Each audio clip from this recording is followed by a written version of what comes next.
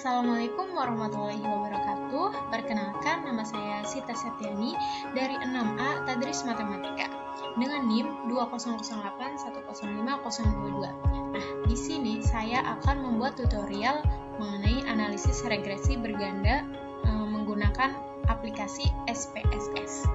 Nah, langsung saja, sebelum itu kita buka terlebih dahulu aplikasi SPS-nya.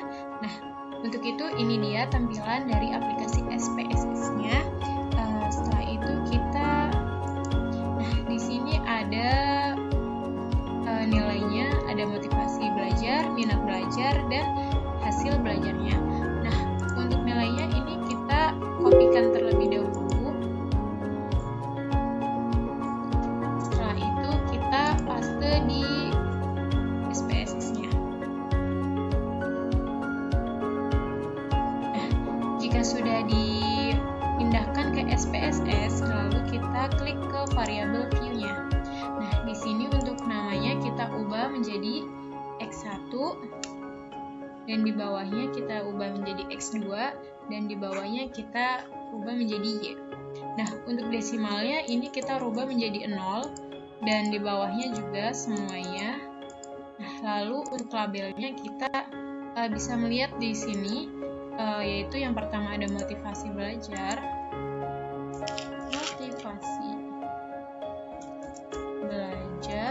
lalu ada minat belajar, dan setelah itu ada hasilnya, hasil belajar. Kita bisa lihat. Lalu untuk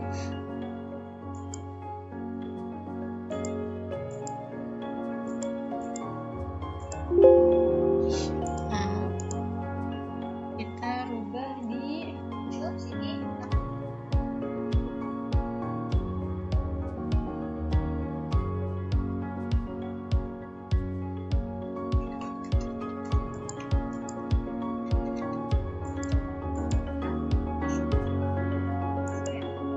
Untuk measure-nya kita rubah jadi scale semuanya ya. Lalu kita ke sini, ke klik data teknologi, kita klik ke bagian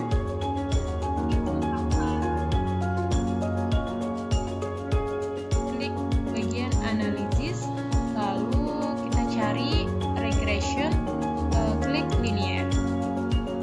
Nah, untuk itu untuk hasilnya kita pindahkan ke bagian dependent, dan untuk motivasi belajarnya kita pindahkan ke independent, dan tentunya sama minat belajar. Nah, setelah itu kita klik OK. Kita tunggu sampai muncul. Nah, ini dia untuk data mengenai yang sudah kami cari, ini outputnya. Nah, lalu kita jadikan dulu. Kita lihat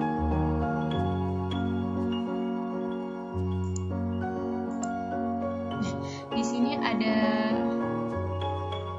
hasilnya, yaitu di mana kita bisa melihat dari SPSS-nya dan kita ke PDF-nya. Di sini saya sudah menulis interpretasinya, di mana tabel yang pertama itu mengetahui nilai Ajus R square-nya itu sebesar, nih bisa dilihat di sebelah sini, yaitu 0,803. Ini dia. Dan maka dari itu sumbangan pengaruh variabel independen terhadap variabel dependen secara simultan bersama-sama sebesar 80,3%. Dan untuk ANOVA-nya atau output uji F simultan itu diketahui bahwa nilai F itu adalah 23,450 dengan tingkat signifikansi sebesar 0,000 kurang dari 0,0005. Maka disimpulkan bahwa variabel independen berpengaruh signifikansi secara simultan atau bersama-sama terhadap variabel dependen. Nah, untuk output di bawahnya ada dependent variable atau hasil belajar. Nah, di sini jika hasilnya kurang dari 0,05 itu berkesimpulan ada pengaruh secara signifikansi, dan jika nilai signya itu 0,5 maka untuk mengetahui ada atau tidaknya pengaruh variabel independen terhadap variabel dependen bisa menggunakan perbandingan T hitung dengan T tabel. Kita fokus ke bagian PDF-nya. Di sini saya sudah menuliskan kata-kata di mana mengenai tentang nilai yang sudah tadi input ke SPSS. Nah, untuk analisis persamaan regresi berganda ini, persamaan regresi yang diperoleh ini ada 2,612 ditambah 0,192x1 ditambah 0,888x2.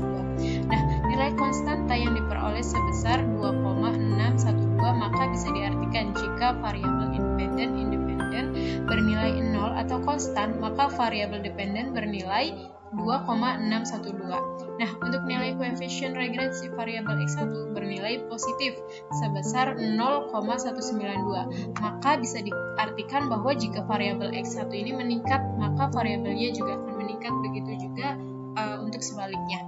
Nah, untuk nilai koefisien regresi variabel X2 ini juga bernilai positif karena nilainya itu sebesar 0,888, maka itu juga bisa diartikan bahwa jika variabel X2 ini meningkat, maka variabel Y juga akan semakin meningkat, begitupun sebaliknya. Nah, mungkin itu saja yang bisa saya sampaikan, kurang lebihnya mohon maaf. Wassalamualaikum warahmatullahi wabarakatuh.